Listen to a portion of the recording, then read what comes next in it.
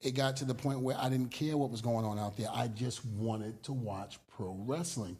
And as the years went on, I did have a scholarship to play football, and I passed it up because my love for pro wrestling was crazy.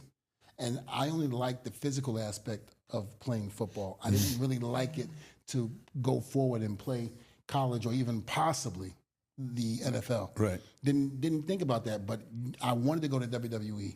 I wanted to go to a major, WCW or at the time NWA, and be world's champion or what have you. I wanted to do that, but I never saw myself like that with football, so I passed it up. And of course, both of my parents being reverends, when I told them I wasn't taking that scholarship, it was not good. I was called every name but my name. You get a scholarship to get out of the projects. Yeah. You got two good parents in the house, right? And then all of a sudden, no, mom and dad, I don't want to do that. It sounds eerily familiar. There's somebody, I can't think of the guy's name. Mean Mark Callis, I think, is what he went by. I was just thinking, you passed up a full ride scholarship? Before you say anything, you've got to check yourself on that one. Yeah, I was like, listen, I thought the exorcism was going to be done right there in the house. I mean, it was bad. I had to move out and everything, And then I called Johnny Rods. He was at Gleason's Gym in Brooklyn. I called him and told him that wanted to become a pro wrestler. I was working as a manager at a department store called KB's Toy Store.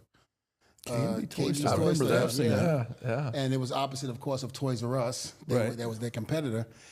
And I was a manager there. So I called Johnny. Johnny goes, yeah, brother, I come down and maybe I come visit you.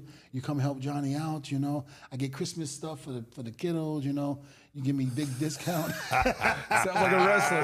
That's a wrestling story if I ever heard one. And I didn't know anything. I didn't know that's how the old timers do things. Oh, gosh. So I was like, yeah, Johnny, come on down. Now I'm all excited because I'm like, yeah, this is my opportunity to become a pro wrestler. I'm going to wrestling school. This is going to be great. And he comes down. The day he comes down, my district manager is there. Oh, no. And with another lady, I forget what position she held, but all the big wigs are there now. Now Johnny comes in. When I tell you he had 3 shopping carts of toys, he brings them up to the counter. For his own kids, I'm sure, right? So I'm sitting up there ringing stuff in. I'm half ringing them in, half not doing that. And they're watching me do this.